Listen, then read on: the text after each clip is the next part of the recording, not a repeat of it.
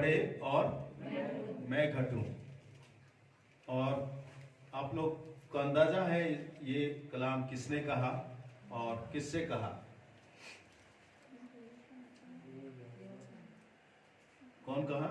यूहन्ना ने कहा परमेश्वर बढ़े और मैं घटूं। यूहन्ना बपतिस्म देने वाला, ठीक है। बपतिस्म यूहन्ना जो है ये बात को कहा कि वो बढ़े और मैं घटूं। मेरे प्यारे जी, जो कई बार हमारे जीवन में बहुत कुछ प्राप्त करने के बाद हम अपने आप को एक स्टेज में लेके आते हैं और कई बार हम परमेश्वर को उन तमाम चीजों के ऊपर प्रभुता करने नहीं दे पाते।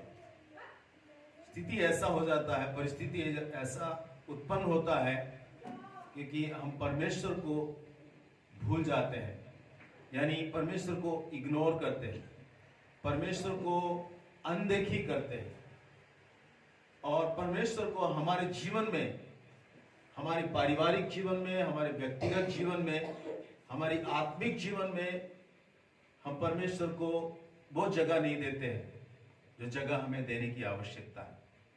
और उस जगह दूसरे बातों, दूसरे विषय जो है वो ऑक्युपाई कर लेता है और जिससे परमेश्वर को महिमा नहीं मिलती है, परमेश्वर को बढ़ोतरी। और इस जगह में जैसे यूहन्ना ने कहा कि वो बढ़े और मैं घटूं।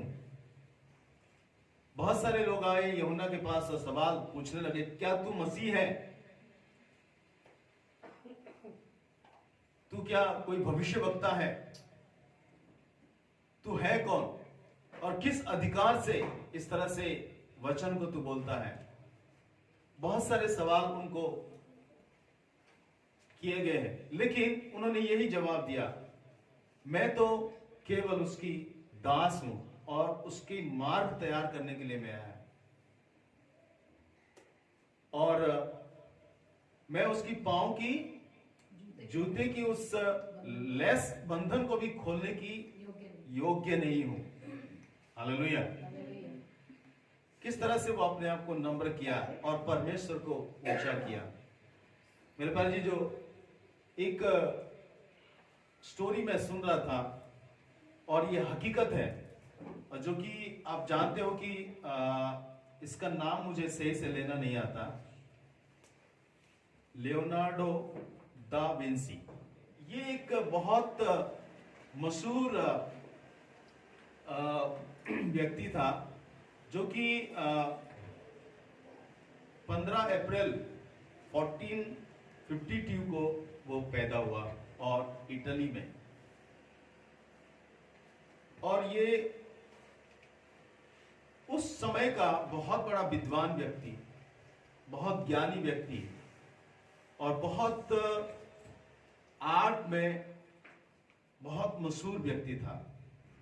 उनकी राइटिंग्स, उनकी फिलोसॉफी और उनकी हर एक जो चीजें जो बहुत मशहूर व्यक्ति था। और वही व्यक्ति ऐसे ऐसे आर्ट करता था, ऐसे ऐसे चित्र बनाता था कि उसकी एक एक पिक्चर्स जो है खरीदने के लिए बहुत लोग इंतजार करते थे और एक एक जो आर्ट वो बनाता था उसको बड़े कीमत में खरीदा जाता था, बहुत बड़े दाम दे के खरीदा जाता था, इतना मशहूर था। वही व्यक्ति डिसाइड किया कि यीशु मसीह की जो लास्ट सफर, जो आखिरी जो भोज है, जो चेलों के साथ यीशु मसीह ने किया है और जहां यहूदा इस्करियोत जो है बिट्रे करने के लिए उस मेज छोड़ के गया था।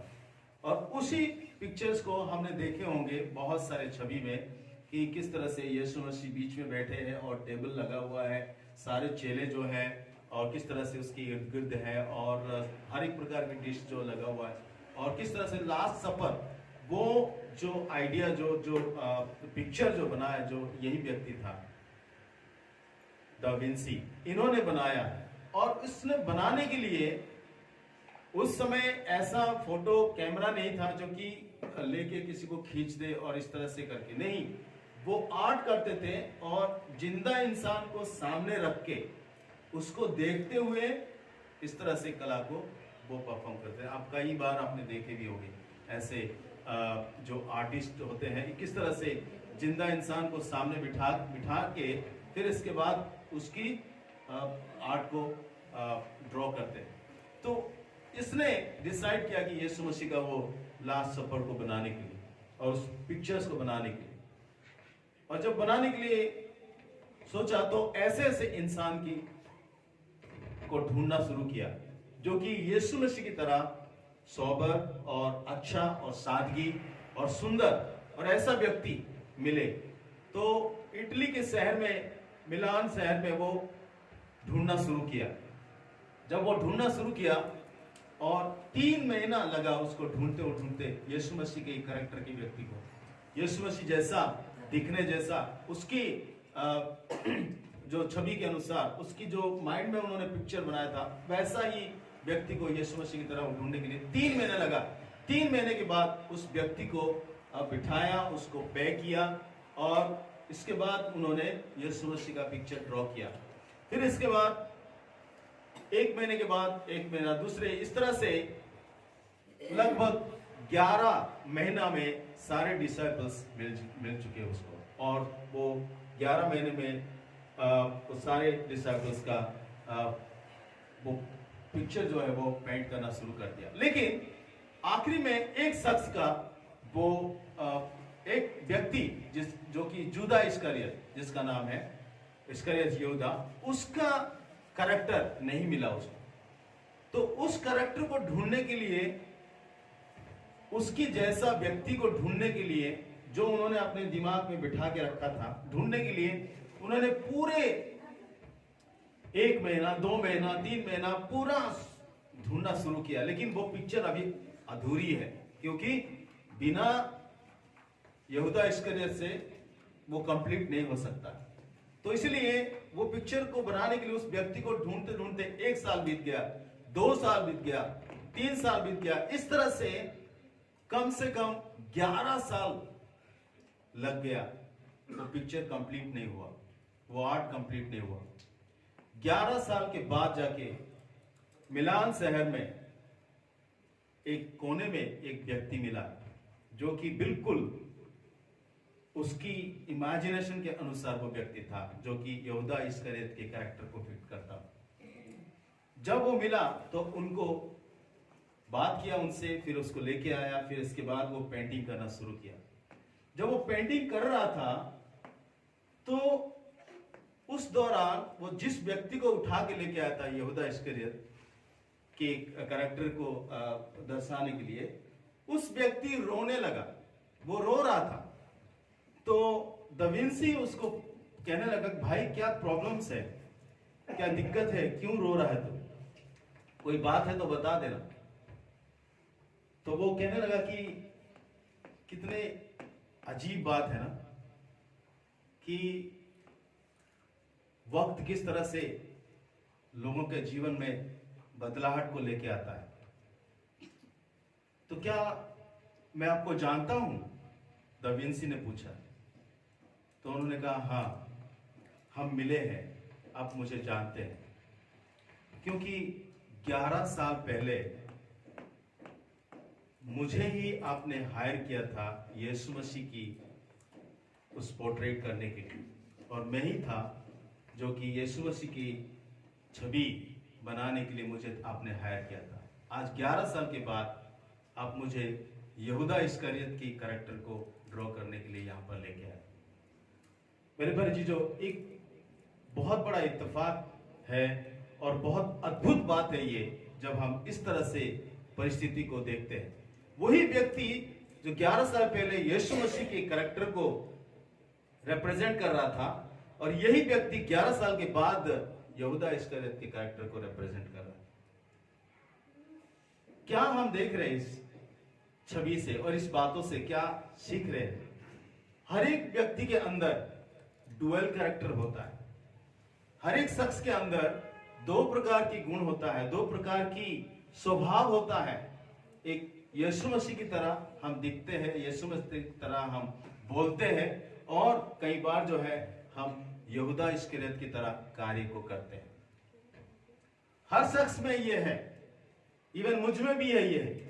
लेकिन एक सुंदर सी बात है जो पौलुस कहता है, जो मैं करना चाहता हूं मैं नहीं कर पाता हूं, क्योंकि कुछ बातें जो मुझ में हैं वो मुझे खींच के रख लेता है और मुझे वो पाप काम में करने के लिए सहभागी करता है और मुझे परमेश्वर के विरोध में वो खड़ा कर देता है। लेकिन परमेश्वर की अनुग्रह, परमेश्वर की दया, मैं करना तो चाहता हूं अच्छा, लेकिन मुझसे अच्छा नहीं हो पाता है, मुझसे बुरा हो जाता है।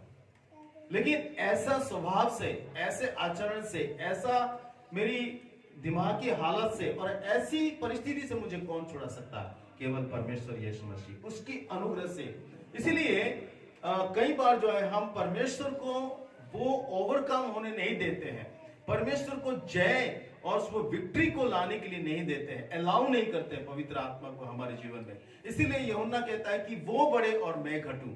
और जब कभी हम ऐसे परिस्थिति में होते हैं मेरे प्यारे जीजो, जब हम परमेश्वर को ज्यादा अगर अहमियत देंगे, परमेश्वर को हम ऊंचा करेंगे, परमेश्वर को अलाउ करेंगे, परमेश्वर को परमिट करेंगे उसमें राज्य करने के लिए, तब जाके हम जय पाएंगे और परमेश्वर बढ़ेगा और हम घटेंगे। मेरे प्यारे जी, जो ये डुअल कैरेक्टर जो है हमारे जीवन में और हमें और इसी तरह से ही हमें रखेगा। लेकिन यीशु मसीह को अगर हम सुनेंगे, यीशु मसीह को अपने आप को समर्पित करेंगे, यीशु मसीह को अपने जीवन को दे देंगे और यीशु मसीह को बढ़ाएंगे और यीशु मसीह को उसके ऊपर जय पाने के लिए अधिकार को हम देंगे, तो अवश्य हमारा ये जो यहूदा इस्करियोत वाला जो कैरेक्टर है, यहूदा इस्करियोत जैसा चाल है, यहूदा इस्करियोत जैसा सोच है, यहूदा इस्करियोत जैसा हम देखते हैं अंदर से, वो सारी चीजें निकल के यीशु मसीह की तरह हम लगने लगेंगे। मेरे प्यारे जी, जो पवित्र आत्मा परमेश्वर ने हमें दिया है, पवित्र आत्मा परमेश्वर ने छाप के रूप में दिया है, और पवित्र आत्मा को हम कितने सुनते हैं और इस संसार की बातें और शैतान की बातें और संसार की शिक्षा और संसार की तमाम चीजों को कितना हम सुनते हैं। जितने हम परमेश्वर को सुनेंगे और परमेश्वर की तरह ही हम करने लगेंगे, परमेश्वर की तरह ही हम दिखेंगे, परमेश्वर की तरह ही हम कार्य में बहुत आगे बढ़ेंगे और परमेश्वर की जैसा ही हम सोचेंगे और विचार और ख्याल भी होगा। अगर हम परमेश्वर की आत्मा को सुनेंगे नहीं है, परमेश्वर की वचन को नहीं सुनेंगे, परमेश्वर की इच्छा के अनुसार नहीं चलेंगे, तो हम जो है वही शैतान, जैसे कि कलाम बताती कि यहूदा इस्करियोत के अंदर आके शैतान बैठ गया, तब वो मेज छोड़ के वो गया और वो 30 चांदी के सिक्कों को लिया और यीशु मसीह को पकड़वाया। पवित्र आत्मा हमारे अंदर है और उस पवित्र आत्मा को हमें सुनने की आवश्यकता है। कितना इंटरेस्टिंग बातें हैं, कितना अद्भुत बातें हैं। 11 साल के बाद वो व्यक्ति यहूदा इस्करियोत की तरह लगने लगा, देखने में, अपीयरेंस में, उनकी हरकतों में, उनकी कार्य में। वाई? हमें अपने आप को जांचने की आवश्यकता है। थोड़ा सा अगर हमें कुछ मिल जाता है, कुछ अचीव हम कर लेते हैं, तो हमारे अंदर गुरूर और घमंड और अहंकार आ जाता है।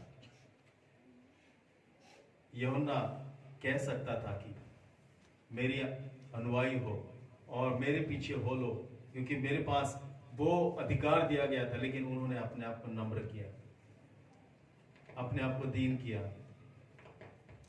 हालिम किया, कहा कि वो बढ़े और मैं घटूं। क्या हम में वो पवित्र आत्मा जैसा यूहन्ना के अंदर था और यूहन्ना के स्वभाव जैसा था, वैसा स्वभाव यीशु मसीह की तरह हमारे जीवन में भी होने की आवश्यकता है? क्या है? क्या हम नम्र हो रहे हैं या नहीं? डुअल कैरेक्टर को लेके कब तक हम अपने आप को धोखा देंगे और दूसरों को धोखा देंगे? ये दो कैरेक्टर है, हर एक व्यक्ति के अंदर है।